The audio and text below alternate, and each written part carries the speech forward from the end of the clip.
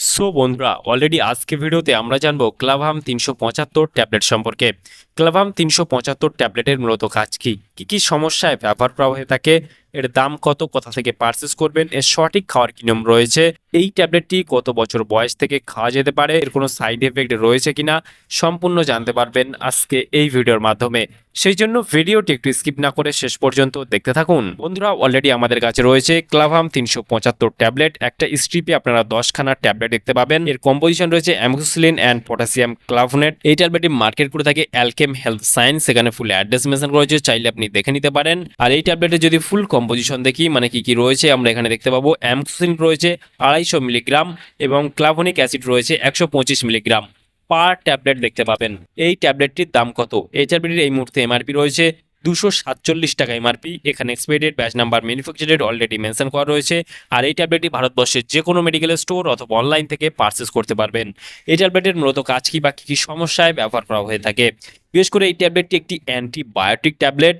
এটি বিভিন্ন ভেরিয়েন্টে পাওয়া যায়, যেটা আমাদের কাছে রয়েছে 375। আপনারা চাইলে 457 পাওয়া যায়, আপনারা চাইলে 625ও পাওয়া যায়। ঠিক আছে, বিভিন্ন পাওয়ারের কিন্তু পাওয়া যায়, বিভিন্ন ব্র্যান্ডেরও পাওয়া যায়। যেমন এই ট্যাবলেটের কাজ হলো বিশেষ করে শ্বাসনালী ও ফুসফুসের ইনফেকশন, যেমন নিউমোনিয়া, ব্রঙ্কাইটিস, সাইনোটাইটিস, গলায় ব্যথা, টনসিলের সমস্যায় বিশেষ করে ডাক্তাররা প্রেসক্রিপশন করে থাকে।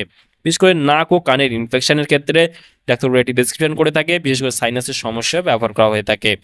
বিশেষ করে মূত্রনালীর ইনফেকশন যেমন ইউটিআই, প্রস্রাবে জ্বালা পড়া বা ইনফেকশন হলে সেই ক্ষেত্রে কিন্তু এটি ব্যবহার করা হয়ে থাকে।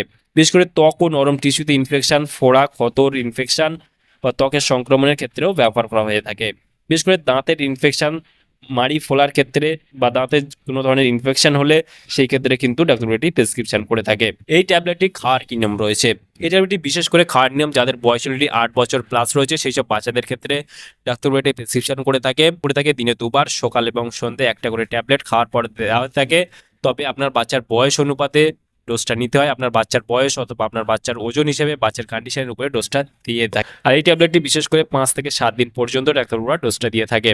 আর এই ট্যাবলেটটি বিশেষ করে খাওয়ার ফলে কী কী সমস্যা বা সাইড এফেক্ট দেখা দিতে পারে, বিশেষ ক্ষেত্রে বমি ভাব, বমি, ডায়রিয়া, পাতলা পায়খানা, পেটে ব্যথা, গ্যাস, অম্বল, অ্যাসিডিটি, ত্বকে র্যাশ বা চুলকানির মতো সমস্যা দেখা দিতে পারে।